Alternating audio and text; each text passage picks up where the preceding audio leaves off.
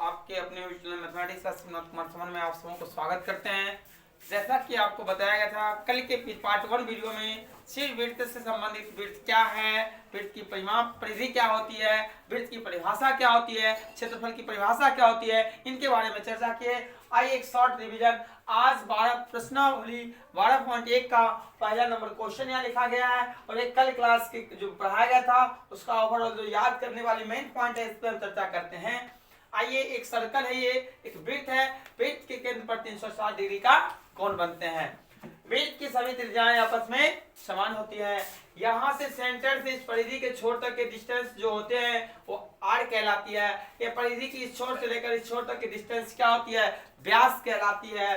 साथियों, वृत्त के केंद्र पर कितना डिग्री के कोण कुछ बनता है तो 360 डिग्री के। और उसके बाद पूछा जाएगा वृत्त की सभी त्रिज्याएं आपस में क्या होती हैं, समान होती है। पहला पॉइंट, वृत्त का क्षेत्रफल पाई आर स्क्वायर होता है। वृत्त की परिधि 2 पाई आर होता है। त्रिज्या जो होता है व्यास का आधा होता है। व्यास जो होता है त्रिज्या का दुगुना होता है। पाई का वैल्यू 22/7 प्रयोग करना या 3.14 प्रयोग करना है।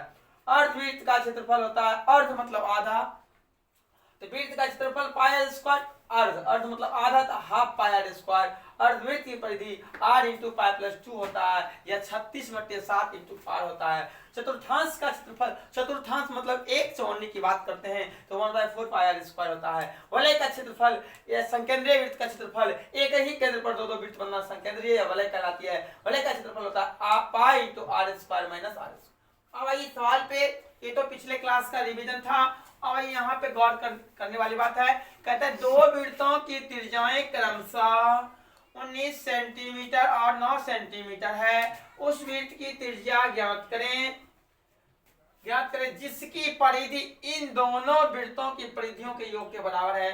आपसे जब भी ऐसा क्वेश्चन पूछा जाएगा, कहेगा कि दो वृत्तों या 3 वृत्तों के परिधि का मतलब त्रिज्या दे देगा, कहेगा परिधि का योग, 3 गो वृत्त के परिधि का योग मिलके एक नया वृत्त की परिधि, नया वृत्त बनता है, उसकी त्रिज्या क्या होगा। जैसे कि यहाँ पर देखिए, इसके लिए ट्रिक याद रखेगा। कहना है कि दो वृत्तों की त्रिज्याएं इतना r1 मान लेते हैं और ये मान लेते हैं r2 है, r1 r2 है। इन दोनों के परिधि के योग से एक नया जो वृत्त बनना है उसकी रेडियस क्या है, r है। क्या है, r है। प्रश्न अकॉर्डिंग टू क्वेश्चन इस वृत्त की परिधि होता है 2 पाई r1 प्लस इस वृत्त की परिधि क्या हो जाएगा 2 पाई r2 बराबर 2 पाई r हो जाएगा। होगा कि नहीं होगा। अब यहाँ पे साथियों 2 पाई दोनों में है, कॉमन ले लीजिए, r1 प्लस r2 बराबर 2 पाई r हो जाएगा। होगा या ना होगा, होगा।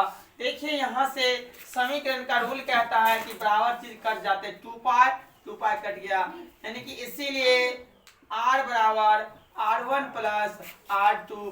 डायरेक्ट याद रखना है तीसरे वृत्त की परिधि। जब बोलेगा तीसरे वृत्त की मतलब दो वृत्तों की परिधियों का योग तीसरे वृत्त की परिधि के बराबर है तो उसकी त्रिज्या क्या होगा, इसके लिए डायरेक्ट याद रखना r बराबर r1 प्लस r2। आइए साथियों, इसको थोड़ा हम मिटा लेते हैं, इसको मिटा लेते हैं, पुनः बनाने का कोशिश करते हैं। अगर आपसे पूछेगा दो वृत्तों की त्रिज्या 19 और 9 है तो तीसरी त्रिज्या ज्ञात करें जिसकी परिधि इन दोनों वृत्तों की परिधि, सीधे लिखना r बराबर 19 प्लस 9 यानी कि 28 सेंटीमीटर। अब मान लीजिए कहीं दे देगा r बराबर 14, r1 बराबर 14, r2 बराबर 7, तो कहेगा इन दोनों वृत्तों के परिधि का योग तीसरे वृत्त की परिधि के बराबर है। सीधे r बराबर लिखना 14 प्लस 7 यानी कितना हो जाएगा 21 सेंटीमीटर आंसर हो जाएगा। इनको दिक्कत है। आइए सवाल को बनाते हैं। इन दोनों वृत्तों की त्रिज्या 19 और 9, तो मान लीजिए 19 और 9 है, तो मान लेते हैं इसको r1 है और ये r2 है, तो r1 ये हम मान लेते हैं r1 बराबर 19 सेंटीमीटर, बोलिए, और r2 बराबर हम मान लेते हैं 9 सेंटीमीटर। कहा था इन दोनों वृत्तों के परिधि का तीसरे वृत्त के परिधि के बराबर है। इस सबको जोड़ रहे हैं, जोड़ देते हैं दोनों वृत्त का परिधि अलग अलग निकाल के, तीसरा जो नया वृत्त बनेगा उनके परिधि के योग के बराबर है। तो कहता है उसकी त्रिज्या क्या होगा अकॉर्डिंग टू क्वेश्चन, यानी कि 2 पाई r1 प्लस 2 पाई r2 बराबर 2 पाई r, या ये हो जाएगा 2 pi into r1 plus r2 बराबर 2 पाई r, इससे कैंसिल हो जाएगा। अब यहाँ देखिए r1 का वैल्यू कितना है 19 सेंटीमीटर प्लस R2 का वैल्यू कितना है 9 सेंटीमीटर बराबर R, या 19 9 28 सेंटीमीटर बराबर R। आप यहाँ लिख सकते, इसीलिए R बराबर 28 सेंटीमीटर आंसर। यानी कहता है कि तीसरे वृत्त की परिधि के मतलब तीसरे वृत्त की त्रिज्या कितना होगा, ये हो जाएगा 28 सेंटीमीटर। आइए नेक्स्ट क्वेश्चन देखते हैं इसी का। आइए प्रश्नावली 12.1 का दूसरा क्वेश्चन देखते हैं। दो वृत्तों की त्रिज्याएं क्रमशः 8 सेंटीमीटर और 6 सेंटीमीटर है। उस वृत्त की त्रिज्या ज्ञात करें जिसका क्षेत्रफल इन दोनों वृत्तों के क्षेत्रफलों के योग के बराबर है। अब यहाँ पे कहा गया परिधि के योग के बराबर नहीं है, क्षेत्रफलों के योग के बराबर है। तो साथियों इसके लिए ट्रिक याद रखना है। कैसे? सीधे याद रखना है, तीसरे वृत्त की त्रिज्या r बराबर अंडर रूट r1 स्क्वायर जोड़ r2 स्क्वायर। सीधे याद रखना है। तीसरे वृत्त की जब क्षेत्रफल की बात करेंगे और कहेगा इन दोनों वृत्तों का क्षेत्रफल का योग तीसरे वृत्त के क्षेत्रफल के बराबर है, तो तीसरे वृत्त की त्रिज्या क्या होगी, तीसरे वृत्त की त्रिज्या क्या होगी? तो सीधे r बराबर under root r1 plus r2 के r1 square plus r2 square का अंडर रूट। अब आइए दो वृत्त दिया हुआ है, मान लेते हैं 8 सेंटीमीटर है, अब प्लस ये कितना है 6 सेंटीमीटर है। इसी से एक नया वृत्त बनता है, उसकी रेडियस क्या होगी? साथियों अकॉर्डिंग टू क्वेश्चन r1 बराबर मान लेते हैं 8 cm और r2 बराबर मान लेते हैं 6 सेंटीमीटर है और r बराबर नया वृत्त की त्रिज्या 8।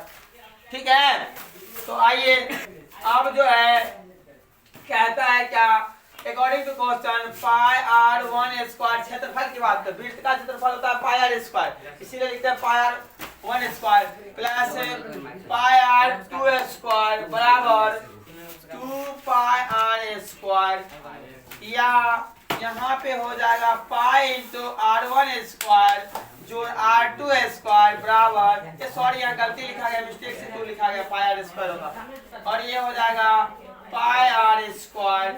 यहाँ पे पाई से पाई कैंसिल हो जाएगा, या r स्क्वायर बराबर r1 स्क्वायर जोड़ r2 स्क्वायर।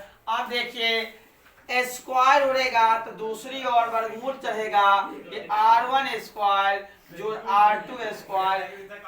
ठीक है, अब देखिए r1 स्क्वायर जोड़ हम बताए थे कि डायरेक्ट तीसरी वृत्त की त्रिज्या बराबर होता है r1 स्क्वायर जोड़ r2 स्क्वायर का अंडर रूट। अब यहाँ सोचने वाली बात है, या r बराबर देखिए r1 का वैल्यू कितना दिया है 8 का स्क्वायर, r2 का वैल्यू कितना दिया है 6 तो 6 का स्क्वायर, ये हो जाएगा 8 8 64, ये हो जाएगा 36 अंडर रूट 100, इसीलिए r बराबर 10 सेंटीमीटर आंसर। देखिए इन्हीं दोनों वृत्तों के त्रिज्या क्षेत्रफल से के योग से एक नया वृत्त बना है, उसकी रेडियस कितना हो जाएगा 10 सेंटीमीटर हो जाएंगे। चलिए आते हैं नेक्स्ट क्वेश्चन को लेकर। आइए साथियों क्वेश्चन नंबर 5 कहता है यदि वृत्त की परिधि और क्षेत्रफल संख्यात्मक रूप से बराबर हो, संख्यात्मक दो परिधि का वैल्यू और क्षेत्रफल का वैल्यू बराबर हो जाए, तो कहता है रूप से बराबर हो तो उस वृत्त की त्रिज्या क्या होगा। जहां पे वृत्त की परिधि और क्षेत्रफल दोनों बराबर हो जाएगा, वो रेडियस क्या है, वो त्रिज्या क्या है। हो सकता है आपसे पूछ दे कि उसका व्यास क्या होगा, उसका व्यास क्या होगा, तो हम त्रिज्या ज्ञात कर लेंगे और उसको तब दुगुना कर देंगे तो व्यास निकल जाएगा। अब आइए अकॉर्डिंग टू क्वेश्चन कहता है परिधि और क्षेत्रफल, तो परिधि का फॉर्मूला होता है 2 पाई r, क्षेत्रफल का फॉर्मूला क्या होता है पाई r स्क्वायर, पाई r स्क्वायर।